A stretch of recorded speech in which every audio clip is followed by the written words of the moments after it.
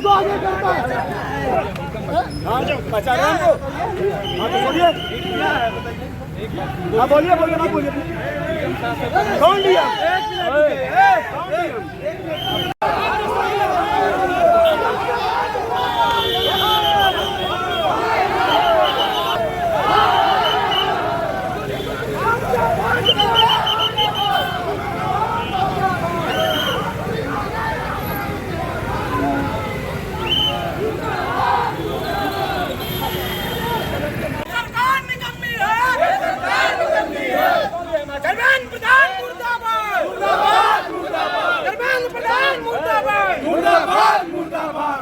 धर्मेंद्र प्रधान मुर्दाबाद मुर्दाबाद मुर्दाबाद बोला हुआ डीजल पेट्रोल का मूल्य वापस कर सरकार मुर्दाबाद आइए पीछे में आए भाई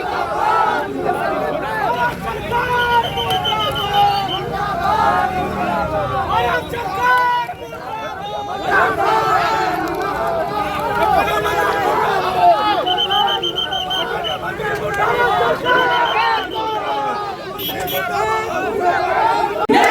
नहीं चलेगी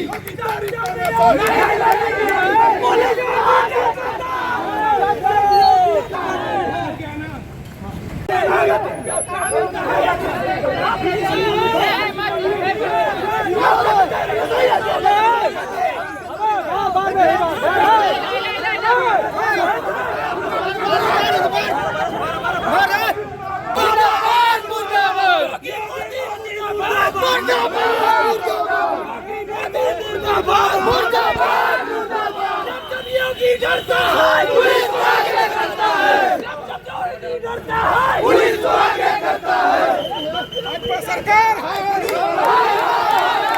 सरकार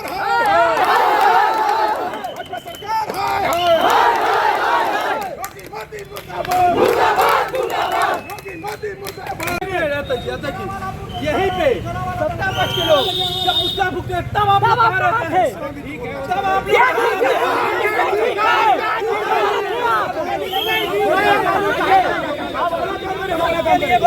क्या ठीक है संविधान सबके लिए बराबर कानून सबके लिए बराबर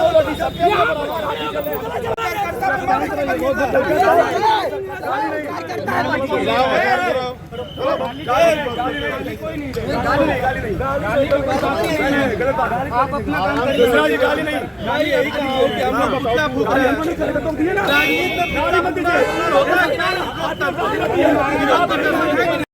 कर रही है उसको लेकर के समाजवादी पार्टी के तमाम नौजवानों ने आज सड़क पर सैकड़ों की संख्या में आकर के विरोध प्रदर्शन किया और भारत सरकार का पुतला फूकने का काम विद्यार्थियों के साथ शिक्षा का खिलवाड़ का किया जा रहा है सरकार द्वारा उसको लेकर के आप क्या कहते? जैसे कि आपने जानी रही जब से भारतीय जनता पार्टी सरकार केंद्र में आई लगातार शिक्षा का स्तर गिरता चला जा रहा है और शिक्षा को उन्होंने इतना महंगा कर दिया कि आम आदमी अपने बच्चों को कुछ शिक्षा नहीं दिला।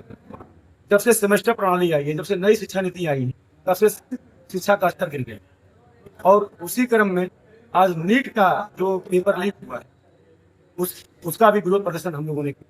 जैसा कि सरकार बार बार सत्ता में बैठ करके कह रही है आप सोना कम खरीदिए और आवश्यकता की चीजों को कम करिए, तो आपको क्या लगता है कि जो हम अपनी आवश्यकता की चीजें कम कर देंगे तो क्या हमारा जो संतुलन है देश का कुछ कम रहेगा? हम अपनी आवश्यकताओं को कम करके देश का विकास नहीं कर सकते और ये पहले भी हमारे पास वैश्विक महामारी आई थी तो हमारे श्रेष्ठ जनों ने इससे पहले जो लोगों ने देश का पालन किया उन्होंने उसका अलग तरीके निकाल करके देश को हमेशा बचाए रखा बनाए रखा। मगर जो आज मोदी सरकार है ये जो पूंजीपतियों के गुलाम ये अडानी और अंबानी के गुलाम भारतीय जनता पार्टी के जितने भी सिपहसार हैं और भारत देश के प्रधानमंत्री ये अडानी और अंबानी के गुलाम है और स्वतः रूप से वो अडानी और अंबानी को मजबूत करने के लिए इनकी एक नीति है कि बड़े बड़े जो सोने के छोटे दुकानदार है उनकी रोजी रोटी खत्म हो जाए, उनकी छोटी छोटी दुकानें बंद हो जाए और जैसे आप देख रहे हैं बड़े बड़े मॉल खुल रहे हैं, मॉल में हर चीज मिल रही है सोना के अलावा। ये चाहते हैं कि बड़े बड़े मॉलों में शॉपिंग मॉलों में अब सोने की भी दुकानें खुले, इसलिए उन्होंने कहा कि सोने खरीदो। बार बार सरकार ये भी कह रही है कि जिसकी हमारी जो आवश्यकता की चीजें हैं सिर्फ वो दलित और गरीब वर्गों पे ये सारे कुछ लगा रही है, अच्छी कार्यक्रम कर रही है इसको लेकर। आप कल्पना करिए इस हिंदुस्तान में जहाँ सरकार दावा करती है कि 80 करोड़ लोगों को हम राशन देते हैं, जिस देश में 80 करोड़ लोग कटोरा लेकर खड़े हैं, सरकार के सामने कटोरा लेकर खड़े हैं, वो देश कहाँ शक्तिशाली और कहाँ विकसित होने की कगार है। सरकार की हर एक पॉलिसी गलत है, जनता विरोधी है, छात्र विरोधी है, व्यापारी विरोधी है, नौजवान विरोधी है, किसान विरोधी है। जितनी भी इनकी योजनाएं हैं सिर्फ और सिर्फ पूंजीपतियों को छोटी भरने के लिए है, कभी जनता के लिए नहीं कुछ काम है। आखिरकार क्या लगता है, अमेरिका को भारत क्यों नहीं छोड़ सका? अमेरिका से संबंध चाहे जैसे भी रहे हो, मगर हम जानते हैं कि इधर संबंध ठीक नहीं। अमेरिका का गुलाम हो गया है भारत। बिल्कुल हो गया। तेल भारत गुलाम नहीं है, देश का प्रधानमंत्री उनका गुलाम है। हमारा देश कभी गुलाम नहीं है अमेरिका का, देश के प्रधानमंत्री अमेरिका का गुलाम है। आखिर जो प्रधानमंत्री है हमारे, वो कुछ फैसला ले पा रहे हैं नहीं तेल को लेकर के, अलग देशों से क्यों नहीं? आपने सही सवाल और सही समय पे किया। एपस्टीन फाइल की वजह से आदरणीय मोदी जी खुल करके कोई बात नहीं कर पा रहे। जैसे कल राष्ट्रीय अध्यक्ष ने हमारी बात कहा कि हमारे प्रधानमंत्री जी अगर ईरान चले गए होंगे तो शायद ही विश्व युद्ध में होता जो आपको दिख रहा है दुनिया में होता। सुरक्षा व्यवस्था को लेकर आप क्या कहना चाहते हैं? सुरक्षा व्यवस्था पूरी तरीके से खिलाफ है। जिस तरह आप लोगों को रोका गया हम आज सांकेतिक रूप से, ये भारत संविधान से चलने वाला देश है, हम लोकतंत्र में आस्था रखने वाले लोग हैं। हमने सांकेतिक रूप से विरोध प्रदर्शन किया, जो हमारा मूल अधिकार है, जो संविधान ने हमें आजादी दी है। उसमें एक काले में भी कि हम विरोध प्रदर्शन कर सकते हैं गलत चीजों का, हमने उसको करने का प्रयास किया। आपने देखा कि पुलिसकर्मी सचिव महोदय यादवेंद्र पांडे और भी कई मिश्रा लोग थे जो चौकी इंचार्ज है, इन्होंने हमें रोकने का भी प्रयास किया। हमारे कार्यकर्ताओं के साथ उनकी झड़प भी हुई, उन्होंने कुछ अपशब्द भी कहे। मैंने उनको तत्काल मौके पर जवाब दिया कि सरकार आती जाती रहती है और आप 60 साल नौकरी करनी है, आप इसके ध्यान रखिए कि आप वर्दी की कीमत समझिए और उसके अस्तित्व को बचा कर रखिए, न कि पार्टी के रूप में काम करिए, भारतीय जनता पार्टी की सिपाही के रूप में मत करिए। क्या लगता है मौजूदा सरकार में जो भी विरोध करता है पुलिस के बल पर गुंडागर्दी करके रोक दिया जाता है? बिल्कुल, भारतीय जनता पार्टी के तमाम सजाती गुंडे इस प्रदेश में अपराध को बढ़ावा दे रहे हैं। उन्हीं के लोग तमाम बहू बेटियों के साथ लगातार जो आप छेड़खानी की और रेप की जो भी घटनाएं दिख रही है, ये सब कहीं ना कहीं इनके पाले पोसे हुए गुंडे कर रहे हैं। इस सरकार में पुलिस भी अपना रोना रो रही है। सोशल मीडिया पे वीडियो वायरल हुआ है पांडे का। पुलिस वाले भी सुरक्षित नहीं है सरकार। क्या लगता है कि सरकार गुलाम कर चुकी है हर अधिकारी कर्मचारी को? अधिकारियों को गुलाम हो गई है सरकार। जनता की सरकार, जनता की समस्याओं से इनका कोई मतलब नहीं, आम आदमी की पीड़ा से इनको कोई लेना देना नहीं। किसान बदहाल है, वो आत्महत्या कर रहा है, छात्र नौजवान सड़कों पे क्या किस स्थिति में है और वो अपनी भविष्य की पढ़ाई कर पाएगा कि नहीं, इसलिए सरकार कोई लेना देना। इनको सिर्फ और सिर्फ अडानी और अंबानी को मजबूत।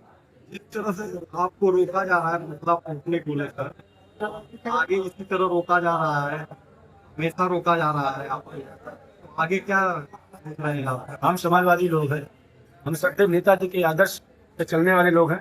हम कभी पुलिस के सामने घुटने टेकने वाले नहीं हैं।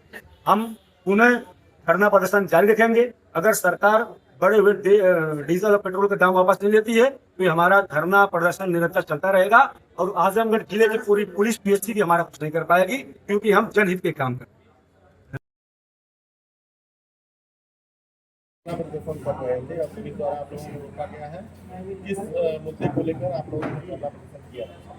सबसे पहले तो इलेक्ट्रॉनिक मीडिया, प्रिंट मीडिया के साथियों को बहुत धन्यवाद। जैसा कि आप जान रहे हैं, उत्तर प्रदेश और देश में नौजवानों की बेरोजगारी की सबसे बड़ी समस्या है। वही छात्रों का उत्पीड़न लगातार होता है, चाहे वो प्रौद्योगिकी छात्र हो, चाहे 69,000 साइट से भर्ती की मामला हो। तमाम मुद्दों पर भारतीय जनता पार्टी फेल होती हुई नजर आ रही है। वही नीट की परीक्षा लीक होती है, तमाम यूपीएससी, SSC की परीक्षा लीक हुई, तमाम परीक्षाएं आपने देखा, पुलिस भर्ती से लेकर तमाम। भारतीय जनता पार्टी नहीं चाहती कि नौजवान रोजगार पर हो, उन्हें नौकरियां मिले। वहीं पर डीजल पेट्रोल का भी बढ़ती हुई बेतहाशा दाम से आम जनता पूरी तरह से चरमरा चुकी है। नौजवान, किसान, पिछड़ा, दलित, हर वर्ग के लोग तक परेशान है।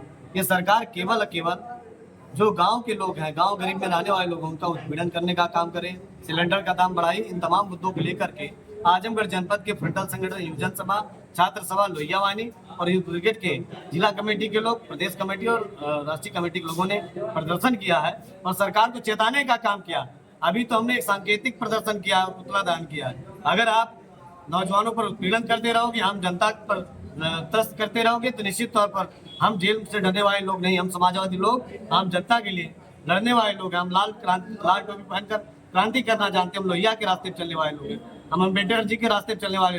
जयप्रकाश जेपी आंदोलन को हम लोग जानते हैं कैसे करना होगा छात्र हितों में। तो हम लोग लड़ाई लड़ने का काम करेंगे। इस जो जन विरोधी सरकार है, किसान विरोधी सरकार है, नौजवान और छात्र विरोधी सरकार है, इस सरकार को आड़े हाथ लेकर के इसको आप आईना दिखाने का काम करेंगे और बहुत जल्द 27 में आम जनता के खिलाफ वोट करके परिवर्तन करने का काम करेंगे। अच्छा, जिस देश में खाने पीने और घूमने तक पर रोक लगाई जा रही है, आप नौकरी की बात कर रहे हैं। निश्चित तौर पर सरकार, मैं तो कह रहा हूँ, तानाशाह हो चुकी है, डिक्टेटरशिप इस सरकार में आ चुकी है और सिकंदर का भी तानाशाही बहुत दिन तक नहीं रही। तो ये भारतीय जनता पार्टी ये भूल चुकी है कि आम जनता है जो इन्हें गद्दी पर बैठाई, यही जनता उन्हें गद्दी से उतार कर फेंकने का काम करेगी।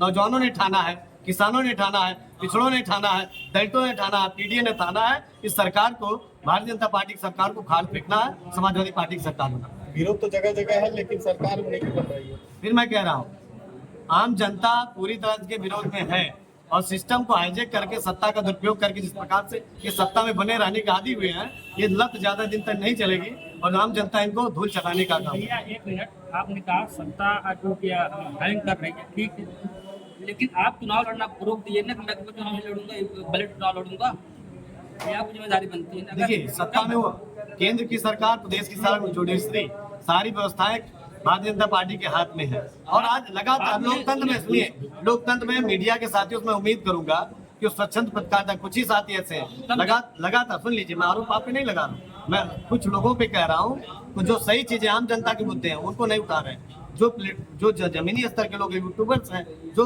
लोकल स्तर पे हैं, कहेंगे उनके द्वारा कुछ चीजें सही निकल के आ रही हैं। बड़े चैनल जो बड़े पत्रकार हो, वो लगातार सत्ता की गुलामी करके उनकी भाषा बोलने का काम करें। कैसे आम जनता का लाभ हो, कैसे छात्रों का लाभ हो, कैसे पिछड़े दलित वर्गों का लाभ हो, इस विषय पर कोई काम नहीं करे। लोकतंत्र का चौथा स्तंभ मीडिया माना जाता है। हम पत्रकार बंधुओं से भी निवेदन करना चाहते हैं कि आप आम जनता के साथ खड़े होइए। निश्चित तौर पर आप कहीं कहीं देखिए सरकार में पत्रकारों के साथ जी हमारा सवाल है समझ पाए जी, हमारा सवाल यह है कि यूपी में आपका सपा मजबूत है, ठीक है जी, तो अगर सपा में ये कहे कि ईवीएम हैक हो रही है तो बजट चुनाव लड़ेंगे तो मैं चुनाव नहीं लड़ूंगा, ऐसा कर सकते हैं पार्टी ने। देखिए, मैं कह रहा हूँ कि आप पत्रकार से पहले आप एक मतदाता हैं। आप खुद समझिए कि आम जनता के बीच आप जाते हैं, वो खुद कह दिया हम वोट दिया, हमारा वोट गया। ये सवाल आम जनता का है। जो वोट देता है वो वोटर मतदाता कह रहा है कि हम वोट तो कहीं और दे रहे हैं, हमारा वोट कैसे हो रहा है। हमारी ये बात- सवाल था। हमारी मैं बात समझ रहा हूँ, आप बात का आपका सवाल है, नहीं समझ पा उसको रहे। समझ रहा हूँ जी। मैं दोबारा कर रहा हूँ, जैसे आपने कहा कि ईवीएम हैक कर रही है जी, आपके पार्टी के निर्णय में चुनाव नहीं लड़ूंगा, आपकी बात पूछे सरकार क्यों? हमारे नेता कहते हैं हम ईवीएम से चुनाव लड़ेंगे, एक मिनट इसको हटाएंगे, भाई साहब, फिर ईवीएम बदलने का काम। सुनिए तो आप कहिए कि मैं चुनाव नहीं लड़ूंगा ईवीएम बजट से लड़ूंगा, तो आपको भी विरोध करना चाहिए। इसे सर्वदलीय जब तक नहीं आएंगे, आप जानते हैं पत्रकार, पढ़े लिखे पत्रकार साथी